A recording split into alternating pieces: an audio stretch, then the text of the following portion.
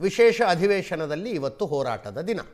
G ರಾಮ್ಜಿಯನ್ನು ವಿರೋಧಿಸಿ ಆಡಳಿತ ಪಕ್ಷದವರು ಹೋರಾಟ ನಡೆಸಿದ್ರೆ ಅಬಕಾರಿ ಹಗರಣ ಸೇರಿದಂತೆ ಅನೇಕ ವಿಷಯಗಳನ್ನಿಟ್ಕೊಂಡು ವಿಪಕ್ಷಗಳ ಹೋರಾಟ ನಡೆಸಿದ್ವು. ವಿಪಕ್ಷಗಳ ಪ್ರತಿನಿಧಿಯಾಗಿ ಅಶ್ವಥ್ ನಾರಾಯಣ ಅವರು ನಮ್ಮ ಜೊತೆಗಿದ್ದಾರೆ. ಎಸ್ ಅಶ್ವಥ್ ನಾರಾಯಣ ಅವರೇ, ಜಿ ರಾಮ್ಜಿಗೆ ಮೊದಲು ಉತ್ತರ ಕೊಡಿ. ಅಲ್ಲ ಸರ್, ಮೊದಲು ಪೂರ್ತಿ ಕೇಂದ್ರ ಸರ್ಕಾರ ಕೊಡ್ತಿದ್ದಿದ್ದು, ಈಗ 60% ಅಷ್ಟೇ ಕೊಡ್ತೀವಿ ಅಂದರೆ ಹೆಂಗೆ? ಜಿ ರಾಮ್ಜಿಗೆ ಹೇಳೋದಕ್ಕಿಂತ ಮುಂಚೆ ಒಂದೆರಡು ವಿಷಯ ಪ್ರಸಾದ್ ನಾಥ್ ಅವರು ಮಾತಾಡಿದ ಮೇಲೆ ನಾನು ಒಂದೆರಡು ನಿಮಿಷ ಮಾತಾಡಿ ಆಮೇಲೆ G Ramji. Okay sir, Gundu Rao ಈ ರಾಜ್ಯದ ಮುಖ್ಯಮಂತ್ರಿಗಳಾಗಿರೋ ಸರ್, ಕಾಂಗ್ರೆಸ್ಸಿನ ಮುಖ್ಯಮಂತ್ರಿ ಗುಂಡೂರಾವ್ 25,000 ರೂಪಾಯಿ ಲಂಚ ತೊಗೊಂಡ್ರು ಅಂತೇಳಿ ಒಬ್ಬ ಮಂತ್ರಿ ರಾಜೀನಾಮೆ ತೊಗೊಳ್ತಾರೆ ಸರ್. ಆ ಮಂತ್ರಿನ ಅರೆಸ್ಟ್ ಮಾಡಲಿಕ್ಕೆ HCL ಏರ್ಪೋರ್ಟ್ಗೆ ಹೋಗ್ತಾರೆ. ನಾನು ಆ ಮಂತ್ರಿ ಹೆಸರು ಹೇಳೋದಿಲ್ಲ, ಪಾಪ ಇವತ್ತು ಅವರು ನಮ್ಮ ಮಧ್ಯೆ ಇಲ್ಲ. ಅವತ್ತು ಆ ರಾಜಕಾರಣ ಅವ್ರ ಲಾಸ್ಟ್ ಆಗೋಯ್ತು. ಕಡೆಗೆ ಅವ್ರನ್ನ ಕರ್ಕೊಂಬಂದು HCL ಏರ್ಪೋರ್ಟಿಂದ ಕರ್ಕೊಂಬಂದು ಆ ಅಧಿಕಾರಿನ ಡೆಲ್ಲಿಗೆ ಟ್ರಾನ್ಸ್ಫರ್ ಮಾಡಿ ಆ ಎಮ್ಮನ್ನು ರಾಜೀನಾಮೆ ತೊಗೊಳ್ತಾರೆ ಸರ್. ಆ ಎಮ್ಮನ್ನು ರಾಜಕೀಯ ಟೋಟಲಿ ಕ್ಲೋಸು. ಮತ್ತೆ ಅವ್ರು ಒಂದು MLA ಆಗಲಿಕ್ಕೆ ಆಗಲಿಲ್ಲ, ಎಲ್ಲೂ ಕಾಣಿಸ್ಕೊಳ್ಳಲಿಲ್ಲ ರಾಜಕಾರಣ. ಬರೀ 25,000 ರೂಪಾಯಿಗೆ ಒಬ್ಬರು ರಾಜೀನಾಮೆ. SM ಕೃಷ್ಣ ಅವ್ರ ಕಾಲದಲ್ಲಿ ಸ್ಲಿಪ್ ಆಫ್ ದಿ ಟಂಗ್ ವಿಧಾನ ಪರಿಷತ್ತಲ್ಲಿ ಒಬ್ಬ ಮಂತ್ರಿ ಏನೋ ಮಾತಾಡ್ತಾರೆ ಸರ್. ಅದಕ್ಕೆ ಗುಜರಾತಲ್ಲಿ ನಿಮ್ಗೆ ಆಗಿರೋದು ಭೂಕಂಪ ಆಗಿ ದೇವ್ರು ತೋರಿಸಿರೋದು ಅಂದರೆ ಸರ್, ರಾಜೀನಾಮೆ ತೊಗೊಳ್ತಾರೆ ಸರ್ ಯಡಿಯೂರಪ್ಪರವ್ರದ್ದು ಸರ್. SM ಕೃಷ್ಣಕ್ಕರ್ ರಾಜೀನಾಮೆ ಕೊಟ್ಟು ಮನೆಗೆ ಹೋಗು ಅಂತ ಹೇಳ್ತಾರೆ. ಮಾತಾಡಬೇಕಾದ್ರೆ ಒಂದು ಜವಾಬ್ದಾರಿ ಕೊಂಡು ಮಾತಾಡಬೇಕು ಅಂತ ಹೇಳ್ತಾರೆ. ಅದು ನಿಜವಾದ ಕಾಂಗ್ರೆಸ್ಸು. ಇವತ್ತು ಸರ್ ಇಷ್ಟೆಲ್ಲ ಹಗರಣಗಳು ನಡೀತಿದ್ರು ಸಹ, ಸಿದ್ದರಾಮಯ್ಯನ ಮೇಲೂ ಸಹ ಅಥವಾ ಆಪಾದನೆ ಬಂದರೂ ಸಹ ಅದಕ್ಕೊಂದು SITಯನ್ನು ನೇಮಕ ಮಾಡಿ SITನಲ್ಲಿ ಏನೋ ಆಪಾದನೆ ಇಲ್ಲ ಅನ್ನೋ ರೀತಿಯಲ್ಲಿ ರಿಪೋರ್ಟನ್ನು ತೆಗೆದುಕೊಂಡು ಇವತ್ತು ರಾಜೀನಾಮೆ ಅಲ್ಲ ಸರ್, ಅದನ್ನು ಡಿಫೆಂಡ್ ಮಾಡ್ಕೊಳ್ಳೋ ಮಟ್ಟಕ್ಕೆ ಹೋಗುತ್ತೆ ಅಂತ ಕೇಳಿದ್ರೆ ಏನು ಅರ್ಥ ಸರ್ ಇದ್ರದ್ದು? ಇದು ಕಾಂಗ್ರೆಸ್ ಇದು? ಅವತ್ತಿನ ಕಾಂಗ್ರೆಸ್ ಎಲ್ಲಿ, ಇವತ್ತಿನ ಸಿದ್ದರಾಮಯ್ಯನ ಕಾಂಗ್ರೆಸ್ ಎಲ್ಲಿ ಸರ್? ಪ್ರಶಾಂತ್ ನಾಥ್ ಅವರು ಒಂದು ಮಾತು, ಇನ್ನೊಂದು 10 ವರ್ಷ ಆದ್ಮೇಲೆ ನಾವು ಜರ್ನಲಿಸಮ್ ಅಲ್ಲಿ ಇರ್ತೀವಿ ಸತ್ಯ. ಪ್ರಶಾಂತ್ ನಾಥ್ ಒಂದು ಮಾತು ಹೇಳಿದ್ರು ಅಲ್ಲ, 10 ವರ್ಷ 15 ವರ್ಷ ಆದ್ಮೇಲೆ BJP ವಕ್ತಾರರು ಕೂತ್ಕೊಂಡು ಸಿದ್ದರಾಮಯ್ಯನವ್ರನ್ನ ಹೊಗಳಿರ್ತಾರೆ, ಆವಾಗಿನ ಗವರ್ಮೆಂಟ್ ಬಯಸ್ತಾರೆ. ನಡ್ಕೊಂಡು ಹೋಗೋದೇ 40 ವರ್ಷದಿಂದ AK ಸುಬ್ಬಯ್ಯರಿಂದಲೂ ನಡ್ಕೊಂಡ್ ಬಂದಿದ್ದೀವಿ ಸರ್. ಎಲ್ಲೂ ಈ ರೀತಿ ವ್ಯತ್ಯಾಸವಾಗಿ ನಮ್ಮ ಪಾರ್ಟಿ ನಡ್ಕೊಂಡಿರ್ತಕ್ಕಂಥದ್ದು ನಾವು ನೋಡಿಲ್ಲ ಸರ್. ಸರ್, ಪ್ರಶಾಂತ್ ನಾಥ್ ಅವರು ಒಂದು ಮಾತು ಹೇಳಿದ್ರು, 100ಕ್ಕೆ 100 ಸತ್ಯ ಸರ್. ಇಡೀ ದೇಶದಲ್ಲಿ VBG ರಾಮ್ಜಿ ಬಗ್ಗೆ ಯಾವುದೇ ರಾಜ್ಯಗಳು ಇದ್ರ ಬಗ್ಗೆ ವಿರುದ್ಧವಾಗಿ ಹೋರಾಟ ಇಲ್ಲ. ಕಮ್ಯುನಿಸ್ಟ್ ರಾಜ್ಯದಲ್ಲಿ ಹೋರಾಟ ನಡೀತಿಲ್ಲ, ವೆಸ್ಟ್ ಬೆಂಗಾಲಲ್ಲಿ ವಿರುದ್ಧವಾಗಿ ಹೋರಾಟ ಇಲ್ಲ, ಕಾಂಗ್ರೆಸ್ ಸರ್ಕಾರ ಇರ್ತಕ್ಕಂಥ ತೆಲಂಗಾಣದಲ್ಲಿ ಇದ್ರ ಬಗ್ಗೆ ಹೋರಾಟ ಇಲ್ಲ, ಕೇರಳದಲ್ಲಿ ಇದ್ರ ಬಗ್ಗೆ ಹೋರಾಟ ಇಲ್ಲ. ಸಿದ್ದರಾಮಯ್ಯನವರು ತನ್ನ ಕುರ್ಚಿಯನ್ನು ಭದ್ರ ಮಾಡ್ಕೊಳ್ಳಿಕ್ಕೆ, ಸೋನಿಯಾ ಗಾಂಧಿನ ಮೆಚ್ಚಿಸಲಿಕ್ಕೆ VBG ರಾಮ್ಜಿ ಬಗ್ಗೆ ತಗೊಳ್ಳಿದ್ರು. DK ಶಿವಕುಮಾರ್ KPCC ಅಧ್ಯಕ್ಷರು, ಈ ರಾಜ್ಯದ ಮುಖ್ಯಮಂತ್ರಿ ಅವರು ಮಾತಾಡ್ತಾ ಹೇಳ್ತಾರೆ, ಎಲ್ಲ ಪಂಚಾಯಿತಿಗಳ ಅಧಿಕಾರವನ್ನು ಕಿತ್ಕೊಂಡ್ಬಿಟ್ಟಿದ್ದಾರೆ ಅನ್ನತಕ್ಕಂಥ ಮಾತನ್ನು ಸುಳ್ಳನ್ನು ಹೇಳ್ತಾರೆ ಸಿದ್ದರಾಮಯ್ಯನವರು. DK ಶಿವಕುಮಾರ್ ಸರ್, ಇದು ಕನ್ನಡಕ್ಕೆ ಟ್ರಾನ್ಸ್ಲೇಟ್ ಮಾಡ್ಕೊಂಡಿರ್ತಕ್ಕಂಥ ಬಿಲ್ಲು ಸರ್. ಇದು ಕನ್ನಡಕ್ಕೆ ಟ್ರಾನ್ಸ್ಲೇಟ್ ಮಾಡ್ಕೊಂಡು ಎಲ್ಲೂ ಸಹ ಪಂಚಾಯಿತಿಗಳ ಅಧಿಕಾರವನ್ನು ಮೊಟಕುಗೊಳಿಸಿರ್ತಕ್ಕಂಥದ್ದು ಎಲ್ಲೂ ಸಹ ಈ ಬಿಲ್ ಯಾವ ಕಾಮಗಾರಿ ಆಗಬೇಕು ಅಂತ ನಿರ್ಧಾರವನ್ನು ಮುಂಚೆ ಇದಕ್ಕೂ ಈಗ ಹೊಸದಾಗಿ ಏನು ಮಾಡಿದ್ರೆ, ಒಂದು ಸ್ಟೀರಿಂಗ್ ಕಮಿಟಿಯನ್ನು ಮಾಡಿದ್ದಾರೆ. ಕೇಂದ್ರದ ಸ್ಟೀರಿಂಗ್ ಕಮಿಟಿ, ರಾಜ್ಯದ ಗ್ರಾಮೀಣಾಭಿವೃದ್ಧಿ ಇಲಾಖೆ ಒಂದು ಸ್ಟೀರಿಂಗ್ ಕಮಿಟಿ, ಜಿಲ್ಲಾ ಸ್ಟೀರಿಂಗ್ ಕಮಿಟಿ, ಈ ರೀತಿ ಇರುತ್ತೆ. ಬ್ಲಾಕ್ ಮಟ್ಟದಲ್ಲಿ ಕಾರ್ಯಕ್ರಮಗಳನ್ನು ಆಯೋಜನೆ ಮಾಡ್ತಕ್ಕಂಥ, ತೀರ್ಮಾನ ಮಾಡ್ತಕ್ಕಂಥ. ಬ್ಲಾಕ್ ಮಟ್ಟ ಅಂದ್ರೆ ಯಾವುದು ಅಜಿತ್? ಪಂಚಾಯಿತಿ ಲೆಕ್ಕ, ಪಂಚಾಯಿತಿನೇ ಬ್ಲಾಕ್ ಮಟ್ಟ ಅಂದ್ರೆ ಯಾವುದು? ಪಂಚಾಯಿತಿ ಮಟ್ಟ. ಅದಾದ್ಮೇಲೆ ಜಿಲ್ಲೆ, ಅದಾದ್ಮೇಲೆ ರಾಜ್ಯ, ಅದಾದ್ಮೇಲೆ ಕೇಂದ್ರ. ಕೆಲವೊಂದು ಕೇಂದ್ರ ಪುರಸ್ಕೃತ ಯೋಜನೆಗಳನ್ನು ಕೇಂದ್ರ ತೀರ್ಮಾನ ಮಾಡ್ತದೆ, ರಾಜ್ಯ ಸರ್ಕಾರದ ಯೋಜನೆಗಳನ್ನ ರಾಜ್ಯ ಸರ್ಕಾರ ತೀರ್ಮಾನ ಮಾಡುತ್ತೆ. ಬ್ಲಾಕ್ ಮಟ್ಟದಲ್ಲಿ ಏನಾಗಬೇಕು ಅನ್ನೋದು ಆ ಪಂಚಾಯಿತಿ ತೀರ್ಮಾನ ಮಾಡುತ್ತೆ. ಅಜಿತ್, ನಾನೊಬ್ಬ ಪ್ರಭಾವಿ MLA, ಯಾವುದೋ ಒಂದು ಪಾರ್ಟಿಯ ಪ್ರಭಾವಿ MLA ಸರ್. ಒಂದು ಚೆಕ್ ಡ್ಯಾಮ್ ಕಟ್ಟಿದ್ರು 10 ಲಕ್ಷ ರೂಪಾಯಿ ಕೊಡ್ತಾರೆ ಸರ್. ಒಂದು 20 ಚೆಕ್ ಡ್ಯಾಮ್ ನಾನು ಹಾಕೊಂಡ್ಬಿಡ್ತೀನಿ ಸರ್. ಒಂದು 20 ಚೆಕ್ ಡ್ಯಾಮ್ 2 ಕೋಟಿ ಹೊರಟೋಯ್ತಾ ಒಂದಕ್ಕೆ ದುಡ್ಡು? ಆ ಒಂದು ಹೋಬಳಿನಲ್ಲಿ 2 ಕೋಟಿ ಒಂದಕ್ಕೆ ಹೊರಟೋಯ್ತಲ್ಲ ಸರ್. ಈಗ ಆಗಿಲ್ಲ. ಕುಡಿಯೋ ನೀರಿಗೆ, ಗ್ರಾಮೀಣ ರಸ್ತೆಗಳನ್ನು ಮಾಡಲಿಕ್ಕೆ, ಮೋರಿಗಳನ್ನು ಮಾಡಲಿಕ್ಕೆ, ಅಸೆಟ್ನ ಕ್ರಿಯೇಟ್ ಮಾಡ್ಕೊಳ್ಳಿಕ್ಕೆ ಸರ್. ಒಬ್ಬ ಗ್ರಾಮೀಣ ಪ್ರದೇಶದಲ್ಲಿ ರೈತ ತನ್ನ ಬದುಕು ಭಾವನೆಗಳೊಂದಿಗೆ ಬದುಕ್ತಾನೆ ಸರ್, ಕೆಲಸ ಮಾಡ್ಕೊಂಡು ಬದುಕ್ತಾನೆ. ತಾನು ನರೇಗಾದಲ್ಲಿ ಕೆಲಸ ಮಾಡಿಕೊಂಡು ತನ್ನ ಮನೆಯಲ್ಲಿ ಒಂದು ಕೊಟ್ಟಿಗೆ ಮನೆ ಬಿದ್ದೋಗಿದ್ರೆ, ಎಮ್ಮೆ ಕೊಟ್ಟಿಗೆ ಮನೆ, ಹಸಿನ ಕೊಟ್ಟಿಗೆ ಮನೆ ಕಟ್ಕೋಬೋದು ಸರ್. ಅದಕ್ಕೆ 40,000 ರೂಪಾಯಿ ದುಡ್ಡು ಕೊಡ್ತಾರೆ. ಅದನ್ನು ತೀರ್ಮಾನ ಮಾಡೋದು ಗ್ರಾಮ ಪಂಚಾಯಿತಿ. ನಾನೊಬ್ಬ ಪ್ರಭಾವಿ MLA, ನಾನೇ ಒಂದು 50 ಚೆಕ್ ಡ್ಯಾಮ್ ಮಾಡ್ಕೊಂಬಿಟ್ಟು 5 ಕೋಟಿ ದುಡ್ಡು ಎತ್ಕೊಂಡು ಹೋಗ್ಬಿಟ್ರೆ ಆ ಗ್ರಾಮೀಣ ಪ್ರದೇಶದಲ್ಲಿ ಬಡವ ರೈತ ಏನು ಮಾಡ್ಕೊಳ್ತಾನೆ? ಕೊಟ್ಟಿಗೆ ಮನೆ ಮಾಡ್ಕೊಳ್ತಾನ, ಈರುಳ್ಳಿ ಶೆಡ್ ಮಾಡ್ಕೊಳ್ತಾನ, ಕೊಳ ಏನೋ ಕೃಷಿ ಹೊಂಡ ಮಾಡ್ಕೊಳ್ಳಿಕ್ಕೆ ಆಗ್ತದೆ ಸರ್. ಸರ್ ಕೊಟ್ಟಿಗೆ ಮುಂಚೆನೂ ಮಾಡ್ಕೊತಾ ಇದ್ರು, ಅದ್ರಲ್ಲಿ ಈಗಲೂ ಅವಕಾಶ ಇದೆ ಅಲ್ಲ, ಬಹಳ ಕಡಿಮೆ ಸರ್. ಏನಾಗುತ್ತೆ ಅಂದ್ರೆ ಯಾರೋ ತೀರ್ಮಾನ ಮಾಡ್ತಿದ್ರು. ನಮ್ಮ ಹಳ್ಳಿಗಳಲ್ಲಿ ನಾನು ಹೇಳಿ ಇಲ್ಲ ಅಂತಲ್ಲ, ಖಾಸಗಿ ಕೊಟ್ಟಿಗೆಗಳ ಮೇಲೆ ಬರೆದು ಹಾಕಿದ್ದಾರೆ ಸರ್. ಸರ್ ಇದೆ ಅಜಿತ್, ಇಲ್ಲ ಅಂತ ಹೇಳಲ್ಲ, ಇದೆ. ಏನಾಗುತ್ತೆ ಅಂತ ಕೆಲವು ಕಡೆ ಮಾಡಿದ್ದಾರೆ ಸರ್. ಕೆಲವು ಕಡೆ ದುಡ್ಡು ಒಂದೇ ಯೋಜನೆಗೆ ದುಡ್ಡು ಹೋಗ್ಬಿಟ್ರೆ ಇಲ್ಲಪ್ಪ ಅದು ನಿಮ್ಮ ತಾಲೂಕಿಗೆ ಇಷ್ಟು ದುಡ್ಡು ಕೊಟ್ಟು ಆಗೋಗ್ಬಿಟ್ಟಿದೆ ಅಂತ ಹೇಳಿ ಕ್ಲೋಸ್ ಮಾಡ್ಬಿಡ್ತಾರೆ. ಆದರೆ ವರ್ಕ್ ಎಲ್ಲಕ್ಕೂ ಡಿಸೆಂಟ್ರಲೈಸ್ಡ್ ಆಗಿ ಮಾಡೋದಕ್ಕೆ ಇದು ತಂದಿರತಕ್ಕಂಥ ಬಿಲ್ಲು. ದಯಮಾಡಿ ಡಿ ಕೆ ಶಿವಕುಮಾರ್ ಅವರು, ಸುರ್ಜೇವಾಲಾ, ಆಮೇಲೆ ವೇಣುಗೋಪಾಲ್, ಕೆ ಸಿ ವೇಣುಗೋಪಾಲ್ ಬರ್ತಾರಲ್ಲ ಸರ್, ಯಾಕೆ ಕೇರಳದಲ್ಲಿ ಹೋರಾಟ ಮಾಡ್ತಾ ಇಲ್ಲ ಇದ್ರ ಬಗ್ಗೆ? ಕೇರಳ ಹೆಂಗ್ ಅಕ್ಸೆಪ್ಟ್ ಮಾಡ್ಕೊಂಡಿದೆ? ವೇಣುಗೋಪಾಲ್ ಮಾಡಲಿ ಕೇರಳದಲ್ಲಿ, ಯಾಕೆ ಇದ್ರ ಬಗ್ಗೆ ವಿರೋಧ ಮಾಡ್ತಾ ಇಲ್ಲ ಸರ್? ಕಾಂಗ್ರೆಸ್ ಗವರ್ನಮೆಂಟ್ ಇರೋ ಜಾಗದಲ್ಲಿ ಇದನ್ನು ಅಕ್ಸೆಪ್ಟ್ ಮಾಡ್ಕೊಂಡಿದೆ. ವೆಸ್ಟ್ ಬೆಂಗಾಲ್ ಅಲ್ಲಿ ಅಕ್ಸೆಪ್ಟ್ ಮಾಡ್ಕೊಂಡಿದೆ. ಒಕ್ಕೂಟದ ವ್ಯವಸ್ಥೆಯಲ್ಲಿ ಇರ್ತಕ್ಕಂಥ ಎಲ್ಲಾ ರಾಜ್ಯಗಳು ಒಪ್ಕೊಂಡಿದೆ. ಡಿ ಕೆ ಶಿವಕುಮಾರ್ ಸಿದ್ದರಾಮಯ್ಯನವರ ಕಿತ್ತಾಟದಲ್ಲಿ ಸೋನಿಯಾ ಗಾಂಧಿ ಅವ್ರನ್ನ, ರಾಹುಲ್ ಗಾಂಧಿ ಅವ್ರನ್ನ ಓಲೈಕೆ ಮಾಡ್ಕೊಳ್ಳೋ ದೃಷ್ಟಿಗೋಸ್ಕರ ಈ VBG ರಾಮ್ಜಿಗೆ ತಕರಾರು ತೆಗೆದಿದ್ದಾರೆ. ಇವ್ರಿಗೆ ಗಾಂಧಿ ಹೆಸರು ಬಿಟ್ಟಿದ್ದಾರೆ ಅಂತ ಒಂದ್ಸಲ ಹೇಳ್ತಾರೆ, ಪಂಚಾಯತಿ ಅಧಿಕಾರನ ಕಿತ್ಕೊಂಡಿದ್ದಾರೆ ಅಂತ ಹೇಳ್ತಾರೆ. ದಯಮಾಡಿ ಈ ಬಿಲ್ಲನ್ನು ಒಂದು ಸಲ ಡಿ ಕೆ ಶಿವಕುಮಾರ್, ಸಿದ್ದರಾಮಯ್ಯ ಕೂತ್ಕೊಂಡು ಓದ್ಲಿ, ಎಲ್ಲಿ ಕಡಿಮೆ ಆಗಿದೆ, ಎಲ್ಲಿ ಬಿಟ್ಟಿದ್ದಾರೆ ಅಂತಕ್ಕಂಥದ್ದು. 100 ಇರೋದು ದಿನ 125 ಆಗಿದೆ. 1,51,000 ಕೋಟಿ ಹಣ ಬಿಡುಗಡೆ ಮಾಡಿದ್ದಾರೆ. 2009ರಿಂದ 2014ಕ್ಕೆ 33,000 ಕೋಟಿ ಬಿಡುಗಡೆ ಆಗಿತ್ತು. 2014ರಿಂದ 25ವರೆಗೂ 86,000 ಕೋಟಿ ಬಿಡುಗಡೆ ಆಗಿದೆ. ಈ ಸಲ 1,51,000 ಕೋಟಿ ಬಿಡುಗಡೆ ಆಗಿದೆ. ಎಲ್ಲಿ ಕಡಿಮೆ ಆಗಿದೆ? ಹೆಚ್ಚಿಗೆ ಆಗಿದೆ, ದುಡ್ಡು ಹೆಚ್ಚಿಗೆ ಆಗಿದೆ ಸರ್. ಜೊತೆಗೆ ಸರ್ ಇವ್ರು ಹೇಳ್ತಾರೆ ನಮ್ಮ ದುಡ್ಡು 4 ಲಕ್ಷ ಕೋಟಿ ತೆರಿಗೆ ದುಡ್ಡು, GST ದುಡ್ಡು. Sir GST council meeting Congress ಇಂದ ಹೋಗೋದಿಲ್ಲ, 15th ಫೈನಾನ್ಸ್ ಕಮಿಷನ್ ಮೀಟಿಂಗ್ ಹೋಗೋದಿಲ್ಲ, ಅಲ್ಲಿ ಕೂತ್ಕೊಂಡು ನೀತಿ ಆಯೋಗದ ಮೀಟಿಂಗ್ ಹೋಗೋದಿಲ್ಲ. ಅಲ್ಲಿ ಕೂತ್ಕೊಂಡು ನಮ್ಮ ರಾಜ್ಯಕ್ಕೆ ಬರಬೇಕಾಗಿರೋಂತ ಅಗ್ರೆಸಿವ್ ಆಗಿ ಕೇಳಿ, ಎಲ್ಲಿ ಕೊಡ್ಲಿಲ್ಲ ಅನ್ನೋಂಥದ್ದು ಹೇಳಿ. ಕೇಳಿದ್ರೆ ಇಲ್ಲ ನಮ್ದು ಟ್ಯಾಕ್ಸ್ ದುಡ್ಡು ನಮ್ಮಲ್ಲಿ ಸರ್, ಒಂದು ನಿಮಿಷ, ಕೊಡೋದಿಲ್ಲ ಸರ್. ಟ್ಯಾಕ್ಸ್ ದುಡ್ಡು ನಮ್ 4 ಲಕ್ಷ ಕೋಟಿ ಕಲೆಕ್ಟ್ ಆಗೋಯ್ತು, 100 ರೂಪಾಯಿ ಕಲೆಕ್ಟ್ ಮಾಡ್ಕೊಂಡ್ರೆ 13 ರೂಪಾಯಿ ಮಾತ್ರ ಬರ್ತದೆ ಅಂತ. ಸರ್ ಇದು ಇವತ್ತಿನ ಸಿಸ್ಟಮ್ ಅಲ್ಲ, 1947ರಿಂದ ನಡ್ಕೊಂಡ್ ಬಂದಿರತಕ್ಕಂಥ ಸಿಸ್ಟಮ್. ಅವತ್ತೇ ತೀರ್ಮಾನ ಆಗಿರ್ತಕ್ಕಂಥ ಸರ್. ಸಿದ್ದರಾಮಯ್ಯನವರು 14-15ನೇ ಬಾರಿ ಬಡ್ಜೆಟ್ ಅನ್ನು ಮಂಡಿಸಿದಾರಲ್ಲ, ಯಾವಾಗೆಲ್ಲ ಇದಿರ್ಲಿಲ್ಲ ಈ ಸಿಸ್ಟಮ್. ಅವತ್ತಿದ್ದು ಇದೇ ಸಿಸ್ಟಮ್, ಇವತ್ತಿರ್ತಕ್ಕಂಥದ್ದು ಇದೇ ಸಿಸ್ಟಮ್. ಮೊನ್ನೆ ನನಗೂ ಅಜಿತ್ ಅವ್ರಿಗೂ ಒಬ್ರು ಹಿರಿಯ ಮಂತ್ರಿಗಳು ಸಿಕ್ಕಿದ್ರು. ನಾನು ಅವ್ರು ಹೇಳಿದ್ದು ಹೇಳ್ತೀನಿ, ಅದಕ್ಕೆ ನೀವು ಉತ್ತರ ಕೊಡಿ.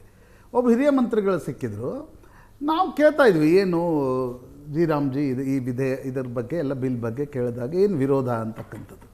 ಅವರು ಒಂದೊಂದು ಸಿಂಪಲ್ ಏನು ಹೇಳಿದರು ಅಂತಂದರೆ, ಇಲ್ಲ saying of the central government ಮತ್ತು ಅಲ್ಲಿನ ಲೋಕಲ್ ಮೆಂಬರ್ ಆಫ್ ಪಾರ್ಲಿಮೆಂಟ್ದು ಸ್ಥಳೀಯ MP ಗಳ ಆಟಾಟೋಪ ಜಾಸ್ತಿ ಆಗುತ್ತೆ.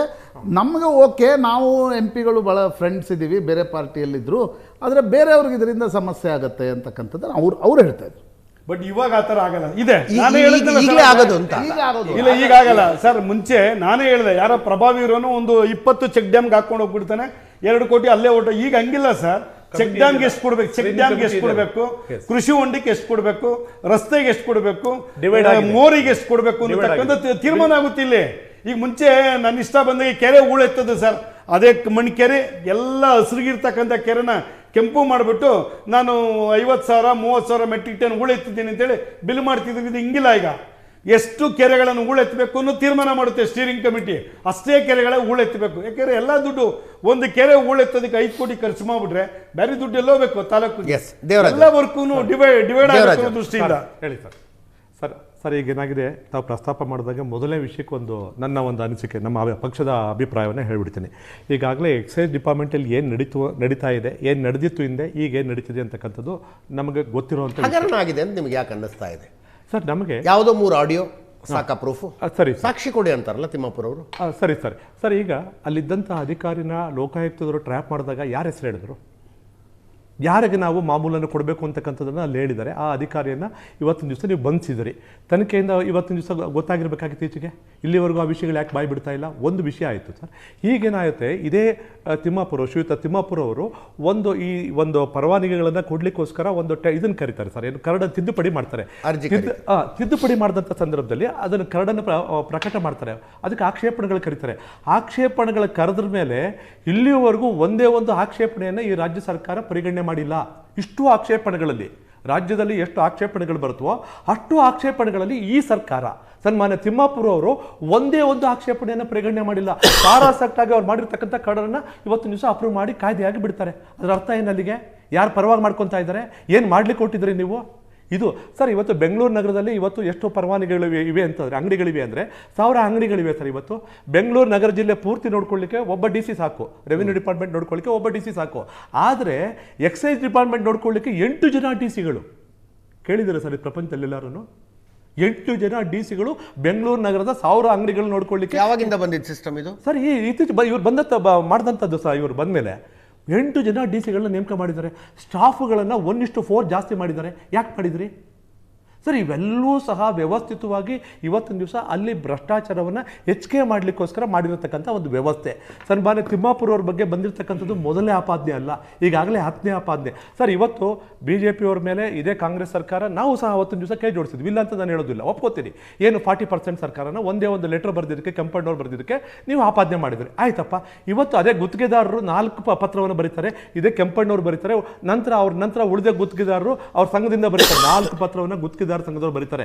ಮತ್ತೆ ಸರ್ಕಾರದ ನಮ್ಮ ರಾಜ್ಯದಲ್ಲಿರ್ತಕ್ಕಂಥ ಶಿಕ್ಷಕರ ಸಂಘದವರು 4 ಪತ್ರವನ್ನು ಬರೀತಾರೆ.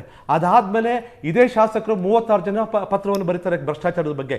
ಈಗ ಗುತ್ತಿಗೆದಾರರ ಸಂಘದ ಇವತ್ತಿನ ದಿವಸ ಏನಾಗಿದೆ, ಎಕ್ಸೈಸ್ ಡಿಪಾರ್ಟ್ಮೆಂಟ್ ಅಲ್ಲಿ ಏನಾಗಿದೆ, ಅಬಕಾರಿ ಇಲಾಖೆಯಲ್ಲಿ ಶ್ರೀಯುತ ಗುರುಸ್ವಾಮಿ ಅವರು ನಿನ್ನೆ ತಾನೇ ಪ್ರೆಸ್ ಕಾನ್ಫರೆನ್ಸ್ ಮಾಡಿ ಎಷ್ಟರ ಮಟ್ಟಿಗೆ ಭ್ರಷ್ಟಾಚಾರ ಆಳಕ್ಕಿಳಿದಿದೆ ಅಂತಕ್ಕಂಥದ್ದನ್ನ ನಗ್ನ ಸತ್ಯವನ್ನ ಇವತ್ತಿನ ದಿವಸ ಬಯಲು ಮಾಡ್ತಿದ್ದಾರೆ.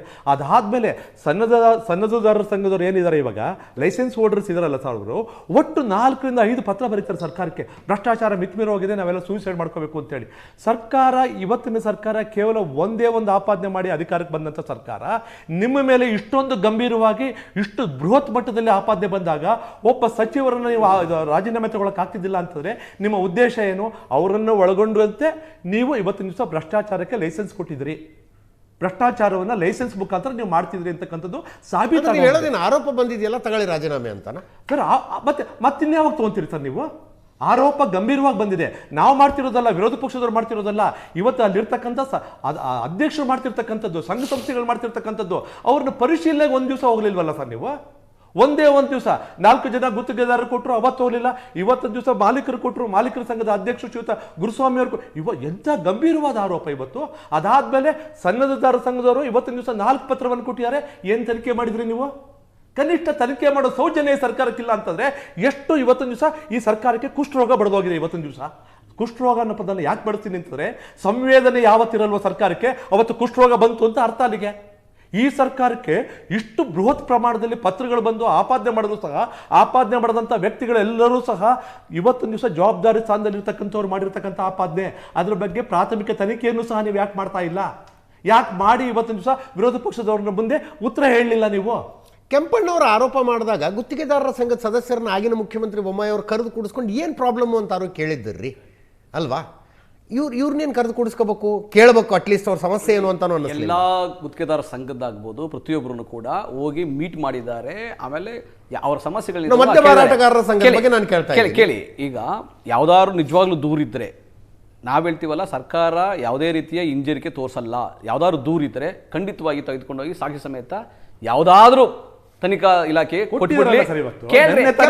ಯಾವ ತನಿಖಾ ಇಲಾಖೆ ಕೊಟ್ಟಿದ್ರಿ? ಯಾವ ತನಿಖಾ ಸಂಸ್ಥೆ ಕೊಟ್ಟಿದ್ರು ಕೆಂಪಣ್ಣವರು? 40% ಕ್ಯಾಂಪೇನ್ ಮಾಡಿದ್ರಲ್ಲ, 40% ಸರ್ಕಾರ ಅನ್ನುವ ಕ್ಯಾಂಪೇನ್ ಕೆಂಪಣ್ಣನವರು ಎಲ್ಲಿ ಕೊಟ್ಟಿದ್ರು? ಅವರು ದಾಖಲೆಗಳನ್ನು ಬಿಜೆಪಿ ವಿರುದ್ಧ ಕೆಂಪಣ್ಣನವರು ಬಿಜೆಪಿ ಸರ್ಕಾರದ ವಿರುದ್ಧ ಪ್ರಧಾನಮಂತ್ರಿಗೂ ಕೊಟ್ಟಿದ್ರು, ಮುಖ್ಯಮಂತ್ರಿಗೂ ಕೊಟ್ಟಿದ್ರು, ರಾಜ್ಯಪಾಲರಿಗೂ ಕೊಟ್ಟಿದ್ರು, ದೂರನ್ನು ಕೊಟ್ಟಿದ್ರು, ಸಾಕ್ಷ್ಯಗಳನ್ನ ಕೊಟ್ಟಿದ್ರು. ಇಲ್ಲಿ ಸುಮ್ಮನೆ ಆರೋಪ ಮಾಡೋದಿದೆಯಲ್ಲ, ಪತ್ರ ಬರೆದಿದೆಯಲ್ಲ, ಒಂದು ನಿಮಿಷ ಸಿ, ಆ ತರ ಕೇವಲ ಆರೋಪಗಳಿಂದ ಬಿಜೆಪಿ ಜೆಡಿಎಸ್ ಪ್ರಚೋದಿತ ಆರೋಪಗಳಿಂದ ಯಾವುದು ನಾವ್ ಹೇಳ್ತೀವಲ್ಲ, ಹೋಗಿ ದೂರ ಕೊಡಿ. ನಾನು ಹೇಳ್ತೀವಲ್ಲ, ತನಿಖೆ ಮಾಡಿ, ನಾವು ಬಿಜೆಪಿ ತರ ಪಲಾಯನ ಮಾಡಲ್ಲ, ಬಿಜೆಪಿ ತರ ತನಿಖೆ ಮಾಡಿಸಲ್ಲ ಅಂತ ಕೊಡೋಗಲ್ಲ, ನಾವು ತನಿಖೆನೇ ಮಾಡಿಸಲ್ಲ, ಅಲ್ಲಿ ಕ್ರಮ ಇದೇ ಆಗಿಲ್ಲ, ಭ್ರಷ್ಟಾಚಾರ ಆಗಿಲ್ಲ ಅಂತ ಬಿಜೆಪಿ ಹೇಳ್ತಾ ಇರಲ್ಲ. ಆ ತರ ಅಲ್ಲ, ಯಾವ್ದಾದ್ರು ಒಂದು ಸಾಕ್ಷಿ ಇಟ್ಕೊಂಡು ನೀವು ತನಿಖಾಧಿಕಾರಿಗಳಿಗೆ ಯಾವ್ದಾದ್ರು ಒಂದು ಇಲಾಖೆ ಕೊಡಿದ್ದು ದೂರ ಕೊಡಿ. ನೀವು ಲೋಕಾಯುಕ್ತ ಕೊಡ್ತೀರಾ, ಪೊಲೀಸ್ ಕೊಡ್ತೀರಾ, ಕೋರ್ಟ್ ಕೊಡ್ತೀರಾ, ಕೊಡಿ, ನಾವು ತನಿಖೆ ಮಾಡಿಸ್ತೀವಿ. ಸುಮ್ಮನೆ ಆರೋಪ ಸರ್ಕಾರದ ವರ್ಚಸ್ಸನ್ನ ಹಾಳು ಮಾಡ್ಲಿಕ್ಕೆ ಬಿಜೆಪಿ ಜೆಡಿಎಸ್ ರಚಿತವಾದಂತಹ ಪ್ರಹಸನ ಅಜಿತ್ ಸರ್, ದೇಶ ಪಾತ್ರ ಅದೇ ಇರುತ್ತೆ, ಮುಖಗಳಷ್ಟೇ ಬದಲಾಗಿಲ್ಲ. I still remember Basavaraj Bommai ಅವರ ಸ್ಟೇಟ್ಮೆಂಟ್ ಏನಿತ್ತು ಅಂತ. ಕೆಂಪಣ್ಣವ್ರು 40% ಆರೋಪ ಮಾಡಿದಾಗ ಬಸವರಾಜ ಬೊಮ್ಮಾಯಿ ಅವರು ಹೇಳಿದ್ರು, ಕೋರ್ಟ್ ಇದೆ, ಲೋಕಾಯುಕ್ತರಿದ್ದಾರೆ, ಯಾರಿಗೆ ಬೇಕು ಅವ್ರಿಗೂ ಕಂಪ್ಲೇಂಟ್ ಕೊಡಿ, ತನಿಖೆ ಆಗಲಿ. ಅವತ್ತು ಬಸವರಾಜ ಬೊಮ್ಮಾಯಿ ಅವರು ಹೇಳಿದ್ರು, ಇವತ್ತು ನಟರಾಜಗೌಡರು ಹೇಳ್ತಾ ಇದ್ದಾರೆ. ಅಂದ್ರೆ ಅವ್ರು ತನಿಖೆ ಮಾಡಿಸ್ಲಿಲ್ಲ ಪಾತ್ರ ಅದೇ ಇರುತ್ತೆ, ಪಾತ್ರ ಅದೇ ಅವ್ರಿಗೆ- ಇರುತ್ತೆ. ಅವ್ರಿಗೆ- ವ್ಯಕ್ತಿಗಳಷ್ಟೇ ಚೇಂಜ್ ಆಗೋದು, ಪಕ್ಷಗಳಷ್ಟೇ ಚೇಂಜ್ ಆಗೋದು. ಈಗ ನರೇಗಾ ಬಗ್ಗೆ- ನರೇಗಾ ಬಗ್ಗೆ 21 ಇಲಾಖೆನಲ್ಲಿ ಭ್ರಷ್ಟಾಚಾರ ಆಯ್ತು. ಇವತ್ತಿರೋ ಭೋವಿ ನಿಗಮದಿಂದ ಹಿಡಿದು ಅಂಬೇಡ್ಕರ್ ನಿಗಮದಿಂದ ಹಿಡಿದು ಕೃಷಿ ನಿಗಮದಿಂದ ಪ್ರತಿಯೊಂದು ಕಡೆ 8 ಕೋಟಿ ರೂಪಾಯಿ ಹಾಸಿಗೆ ಇಟ್ಕೊಂಡು ಬಿಜೆಪಿ ಶಾಸಕ 8 ಕೋಟಿ ರೂಪಾಯಿ ಹಾಸಿಗೆ ಇಟ್ಕೊಂಡು ಮಲಗಿದ್ದ. ಬಿಜೆಪಿ ಶಾಸಕ 8 ಕೋಟಿ ರೂಪಾಯಿನ ದುಡ್ಡನ್ನ ಹಾಸಿಗೆ ಮಲಿಕೊಂಡು ಮಲಗಿದ್ದ. ಆತಹ ದೊಡ್ಡ ಬ್ರಹ್ಮಾಂಡ ಭ್ರಷ್ಟಾಚಾರ ಏನ್ ಮಾಡಿದ್ರಿ ಅಂತ? ಕೇಳಿ. ಆಕ್ಷನ್ ತಗೊಳ್ಳಿ. ಅವೆಲ್ಲರೂ ಅಲ್ಲ ತಗೊಂಡಿದೀವಿ, ಏನ್ ತಗೊಂಡ್ರಿ action? ಏನಾಯ್ತು? ಎಲ್ಲ ಕೇಸ್ ನಡೀತಾ ಇದಾವೆ, ಕೇಸ್ ನಡೀತಾ ಇದಾವೆ. ಆದ್ರೆ ಬಿಜೆಪಿ ಅವ್ರು ಏನೋ ಹೇಳ್ತಾರಲ್ಲ, 25,000 ತಗೊಂಡಿದ್ಕೆ ಒಬ್ರು ರಾಜೀನಾಮೆ ಕೊಟ್ಟು ರಾಜೀನಾಮೆ ಕೊಟ್ಬಿಟ್ರು, ಯಾರೋ ಏನೋ ಮಾತ್ರ ರಾಜೀನಾಮೆ ಕೊಟ್ಬಿಟ್ರು. ನಿಜ ಆ ತರ ಮೌಲ್ಯಗಳಿತ್ತು, ಆದ್ರೆ ಬಿಜೆಪಿ ಬಂದ ಮೇಲೆ ಆ ತರ ಮೌಲ್ಯಗಳೆಲ್ಲ ಬಿಜೆಪಿ ಬಂದ ಮೇಲೆ